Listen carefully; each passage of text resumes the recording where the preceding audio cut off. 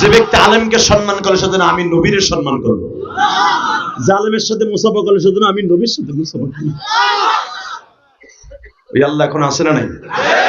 ইমাম মুহাম্মাদের এখন এই মাসলা জানার লেগে পাগল হয়ে গেছে, জন্মে ভেজাল কোন আমি না দেখে আমার ওস্তাদের জানবো না।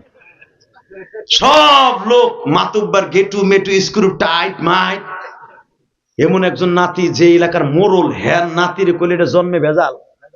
কেমন হইল? মোরলটা যাইয়া হ্যাঁ ধরছে রাতের অন্ধকারে, ভাই এদিকে আহ, কি এই নাতিটা কার? কয় আমার। তোমার এই নাতিটা কেমনে কি? কেমনে কি আমার বলে না, সত্য কথা কও, এটার কি জন্মে ভেজাল আছে? এটা মানুষের কাছে কুস না, মানুষের কাছে মানে ধরছে পেঁচাইয়া, মানুষের কাছে কম না, কেউ কাছে কম না, তুমি আমার কাছে কম। কে হইছে? আপনি একজন বুজুর্গ মানুষ আইছেন, তাহলে আসল কথা শোনেন। আমার মা আমার বাড়ির কাজের বুয়া ছিল, তারপরে আমার পোলার লাগে কেমনে কি হয়েছে জানি না, বিয়ের আগে ঘটনা ঘটে গেছে, জোর করে বিয়ে দিছে। ওটা আসলে জারত, দাদাই কয় জারত।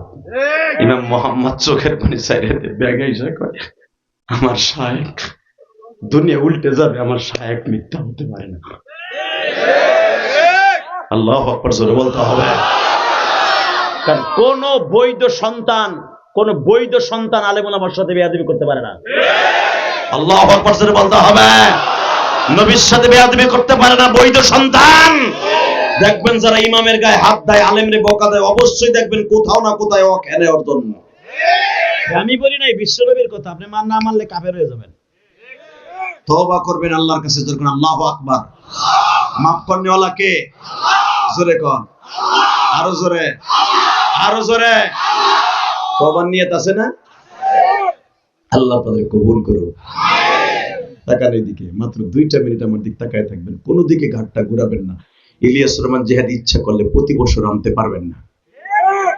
এই বছর আমার এই শিডিউলটা নিতে যারা গেছিল, ওদের নাম জানি কি, তোমার নাম কি? এই শাহ আলম, জিজ্ঞেস করবেন। আরো কয়েকটা ছেলে গেছিল কয়েকদিন আগে। এর এমনই মায়ের সন্তান, এই শীতের মধ্যে আমার বাড়িতে গেছে 2 দিন আগে। আমার মাদ্রাসার অফিসে বইছে, আমি দেখা করতে চাই নাই, দূর এত সকাল করতে আইসো। সাধারণত ওই দিনকে আমি আইসি বাবা কুয়াশার ভিতরে, একবারে সকাল 8টায় আইসি, ওরা গেছে 9টার সময়। কেবল গুন্ডা চাপছে, আমার ছোট্ট বেজা কে যাবো তোমার ডাহে, ছোট মাইয়া যদি গুতে দেয় কিছু কম যাওয়ার কি দিমু একটা ঠাটাইয়া, এটা বউতে দিলে সে দিতাম একটা গাল গুল ফাটা, একবারে জীবনের তরে বুঝাই দিতাম যে হুজুর গাতের মায়ের কারে কইছে, পরের বাড়ি খাওয়া মায়ের। ছোট মায়ের জায়গা বউ তোমার ডাকতেছে, হেরাও যে ডাকতেছে আমার। আল্লাহর কি শুকুর, আমি খুশি হয়েছি, ওরা আমার মাদ্রাসা মসজিদ দেখে আইছে। শুধু একটা কথা বলি বাবা, এই আলেম ওলামার আনছে, লাভ করছে না লস করছে? কেন লাভ করছে জানেন? আমি বইলে দিয়ে যাই, ইলিয়াস রহমান যে এই মাঠে আর আসুক বা না আসুক, এই আলেম ওলামার চোখের পানি, আপনাকে চোখের পানি, দুনিয়া সব বেথা গেল, এই চোখের পানি বেথা যাবে না। আপনার জীবন কেউ ধ্বংস করতে পারবে না, আমি বলে গেলাম, কেউ ধ্বংস করতে পারবে না। দুনিয়া সবাই বেঈমানি করবে, চোখের পানি বেঈমানি করবে না, করবে না, করবে না, করবে না। 2টা মিনিট এবার আমার দিক তাকাবেন, কোন দিকে ঘাটটা ঘুরাবেন না। এই 11:15টার সময় আমার মাওলারে দেখাই দিবেন, আল্লাহ আপনারা অনেক ভালোবাসেন। I love you very very God, অনেক ভালোবাসি তোমার, পৃথিবীর সবচেয়ে তোমার বেশি ভালোবাসি। কারণ আমি খুতবায় আয়াতটা পড়ছিলাম, আল্লাযীনা আমানু আশাদ্দু হুব্বান লিল্লাহ, মুমিন আমি আল্লাহর সবচেয়ে বেশি ভালোবাসে, সবচেয়ে বেশি ভালোবাসে, সবচেয়ে বেশি ভালোবাসে। এটা আমার কথা না, কোরআন শরীফের কথা। আল্লাযীনা আমানু আশাদ্দু হুব্বান লিল্লাহ, মুমিন আমি আল্লাহর সবচেয়ে বেশি ভালোবাসে। লা তুলহিকুম আমওয়ালুকুম ওয়ালা আওলাদুকুম আন যিকরিল্লাহ, তার ছেলে মেয়ের চাইতে, বিবির চাইতে, মায়ের চাইতে, তার সম্পদের চাইতে সবচেয়ে বেশি ভালোবাসে আমি আল্লাহর মুমিন না। আল্লাহ অনেক গর্ব করে কইছে, মুমিন আমি আল্লাহর সবচেয়ে বেশি ভালোবাসে। বাজান এবার প্রমাণ হয়ে যাবে, আমার নবী যখন বললেন ফাতেমা পাশের রুমে যাওয়া, যেই ঘরের মধ্যে বাজান ফাতেমার 5টা সন্তান জন্ম নিছে, ওই ঘরটা বাবা আপনি যখন আসহাবে সোহফা নবীর মাদ্রাসায় যখন দাঁড়াবেন তখন ফাতেমার রুমটা দেখবেন, দারে ফাতেমা লেখা আছে বাবা। আমি গুনাহগার যতবার আসহাবে সোহফা জিয়ারত করছি ততবার ফাতেমার রুমের সামনে দাঁড়িয়ে কাঁদছি। কারণ জান্নাতের সমস্ত মহিলাদের, রমণীদের জান্নাতের সভাপতি এই ঘরের মধ্যে 5টা সন্তানের জননী হয়েছে। এই ঘরে আমার হাসান হোসেন জান্নাতের সভাপতির জন্ম। এই প্রেম লাগাই ওখানে কান্দে, এই যে 2 মাস আগেও কান্দাইলাম। হে বাবা আপনি এখন কানবেন, আপনি যাইতে পারবেন, আমি ওয়াদা দিয়ে গেলাম আপনি যাইতে পারবেন। আল্লাহ আপনারে নিবে ইনশাল্লাহ, ওই ঘরের কাছে আপনারে নিবে, অবশ্যই নিবে। মক্কা মদিনায় টাকা থাকলে যাওয়া যায় না বাবা, চোখের পানি ছাড়া মক্কা মদিনা কবুল হয় না, কবুল হয় না।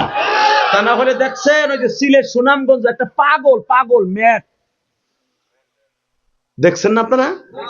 ওই যে আনোয়ার ছেলেটা প্রতিবন্ধী, ছোট রিফাত ইলিশ মাছটা কইছিল পাঙ্গাস জাতীয় মাছ।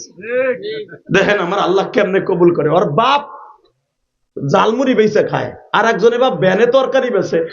দেখো মওলাই কেমনে কবুল করছে, প্রতিবন্ধী সে উমরা করে আসলো বাবা। আবার আরো একজনের টেন্ডার দিছে হজ করাইবো। আর তুমি আর আমি কোটিপতি লাখপতি হওয়ার বড় কপালে নাই।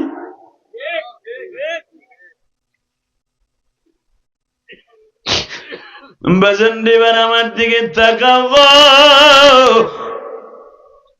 ফাতেমা যেই ঘরে 5টা সন্তানের জননী হইছে, এক একটা সন্তান জন্ম দিত, ফাতেমা জোরে চিল্লানি দেয় কিনা এই জন্য নবী কান পাইতে থাকতো। ধরনীদেরকে বলতো, দাইমাদেরকে বলতো, আমার ফাতেমা যদি প্রসব বেদনায় চিৎকার দেয় আমার ডাক দিও। কারণ ফাতেমারে নবী এত ভালোবাসতেন, হাদিসে আসছে আল ফাতেমাতু বুযাতুম মিন্নি, আল ফাতেমাতু বুযাতুম মিন্নি, ফাতেমা আমার গায়ের একটা গোশতের টুকরা।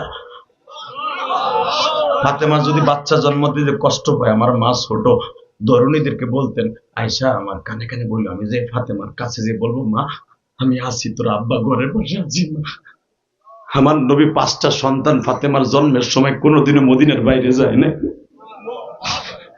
ফাতেমার কাছে যখন ডেলিভারির সময় এসে যেত, নবী যায় নামাজ বিছাইয়া ফাতেমার ঘরের পাশে নামাজে দাঁড়াইতো। আল্লাহ যদি আমার মায়ের কোনো কষ্ট হয় আমারে দাও, আমার ফাতেমারে কষ্ট দিও না। কারণ ফাতেমার মা নাই, ফাতেমার মা নাই, ওর কষ্ট বোঝার মতো কেউ নাই, ওর কষ্ট বোঝার মতো কেউ নেই। আমার ফাতেমা 11 বছর বয়সে মা হারাইছে, আর আমি জেহাদি 12 বছর বয়সে হারাইছি। আল্লাহ ফাতেমার প্রসব বেদনা যেন কষ্ট না পায়। হঠাৎ করে আপনারা জানেন উম্মে জামিল হুজুরের ফুফু, হুজুরের চাচি উম্মে ফাজাল অর্থাৎ আব্বাসের বিবি, হাসান যখন প্রথম জন্ম নিছে, হাসানকে ওইভাবে রক্তমাখা অবস্থায় নবীর কোলে তুলে দিছে। নবী আমার নিজের চাদর দিয়ে হাসানের গার রক্ত মুছতেছে। না না ভাই, তুমি আমার মায়ের কষ্ট দিয়েছো না, তুই জানোস আমার মা এটার আমি কত ভালোবাসি। আমার 13 বছরের মা এটা, তুই জন্ম নিছিস। না না ভাই, তোর গালের মধ্যে আমি কি দিমু, আমার জিহ্বাটাই আগে দিলাম। জোরে জোরে জোরে জোরে জোরে জোরে। এই জন্যই হাসানের জিহ্বা গালে দেওয়ার কারণে, এই জন্যই হাসানকে শহীদ করা হয়েছে বিষ খাওয়াইয়া। এই মুসলমানের পোলা এবার চিল্লাবার কানবা। হোসাইন জন্ম নিছে, তখনও আমার নবী রুমের পাশে, হোসাইনের রক্তমাখা অবস্থা হোসাইনে কোলে তুলে দিছে, নবী গলার মধ্যে চুমা দিতেছে। আমার আল্লাহ কই গলারই তো কেটে যাব। মুফতি আমিনী রহমাতুল্লাহ আলাইহি খুনজারা কারবালায় কিতাবটা দেখবেন, বানানো কথা আমি বলি না, কারণ আমার কথা রেকর্ড হয়। খুনজারা কারবালা এই কিতাবটা মোতালা করবেন, একটা মুফতি আমিনীর লেখা। হাসান হোসাইন জন্মের পরে নবী এই গলার মধ্যে জিহ্বা ডলতাছে, কারণ নবী আমার জানে যে এই 2 জন শহীদ হবে আমার উম্মতের জন্য। বাজান এদিকে আমার দিক তাকান, এই জমিনের মালিক কে? আরে এই 5টা সন্তান জন্ম নিয়েছেন এই ঘরে, সেই ঘরে আমার নবী বলে, ফাতেমা তুই ঘরে যা। কে আব্বা? তুই যা মা, তুই আমার একটু সময় দে, আমি আজরাইলের লগে কথা কই। আয়েশারে বলে, আয়েশা তুমি শক্ত করে আমার ধরে রাখো, আজরাইল আমার স্টার দাও, আমার উম্মতরে কেমনে মারবা, আমার মুন্সিগঞ্জের ওই পাগলটারে কেমনে মারবা যে আমার জীবনে দেখে নাই। কিন্তু আমার কথা শুনে সে কানবে, তারে কেমনে মারবা তাই কও। বাজান দিবার আমার দিকে তাকান, আমি বলি নাই। বুখারীর মধ্যে ফাইজুল বারীর তাওজিদে দেখবেন, আজরাইল আমার নবীর সামনে এমন একটা সাদা রুমাল ধরছে রেশমে। নবী, আমি হাত দিলে আপনি ব্যথা পাবেন, আপনি রুমালটা, আপনার রুমাল আপনি নাকের কাছে ধরেন, আপনার জামটা এটার মধ্যে এসে পড়ুক, আমি নিয়ে আল্লাহর কাছে যাইগা। না, তুমি ধরো। ওই যে শোনেন না, যখন আজরাইল নবীর কাছে হাতের কাছে নাকের কাছে রুমালটা ধরছে, নবী কইতেছে, জিবরাইল রে, আজরাইল রে তাড়াতাড়ি হাত সরাইতে কও, উহুদ পাহাড় মনে হয় আমার বুকে চাপায়া দিছে।